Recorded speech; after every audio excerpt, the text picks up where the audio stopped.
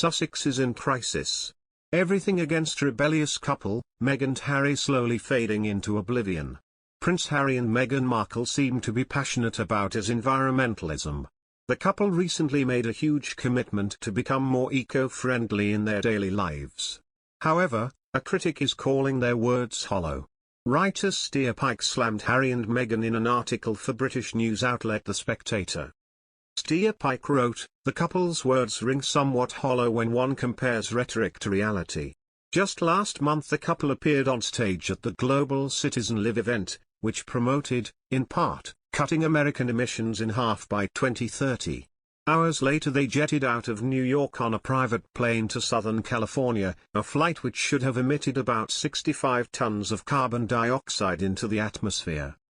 The writer also pointed out that, before their trip to New York, Harry flew on private jets twice to attend a polo match. Additionally, in 2019, Duke of Sussex stayed on a gas-guzzling super yacht when attending a climate change summit. And then there's Harry's decision to publicly and financially back an ethical Wall Street fund that invests in oil and gas, Stuart Pike wrote. The £1 billion fintech firm Ethic was described by Meghan as a place where her husband's values aligned, but last month was revealed to be investing in the Baker Hughes company, which provides the oil and gas industry with products and services for oil drilling. For years now, critics have been calling the Sussexes hypocrites for their behavior regarding climate change. Following their recent New York trip, British TV personality Piers Morgan also called the couple the Prince and Princess of Pollution.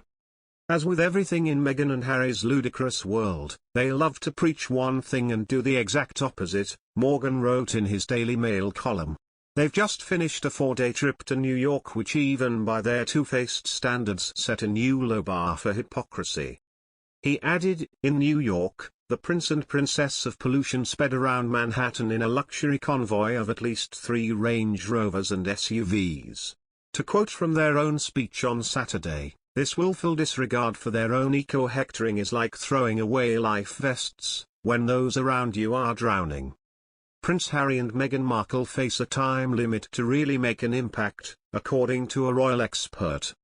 Since stepping back from royal duties and moving to the US in March last year, the Sussexes have undertaken several projects including multi-million-dollar deals with both Spotify and Netflix.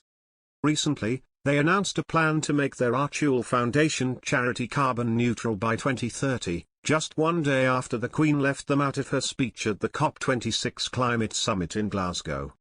However, royal author Andrew Morton has now said that, in light of their rift with the royal family, Meghan and Harry must act fast to make a lasting impact.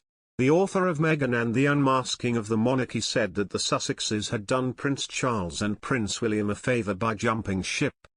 With Charles and William drawing up plans to slim down the monarchy, Morton explained that Harry and Meghan would have been reduced to a supportive role as the Cambridge children came to maturity. He added, "Meghan and Harry have got a generation to really make an impact. Then afterwards, it'll be, oh, Meghan who?"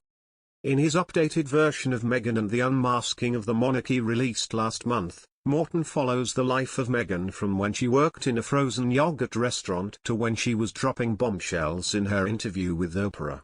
He said that their recent trip to New York, where they rubbed shoulders with several American politicians, was a sign of their international prestige, and the fact that they're known by their first names like Madonna is indicative of their popularity.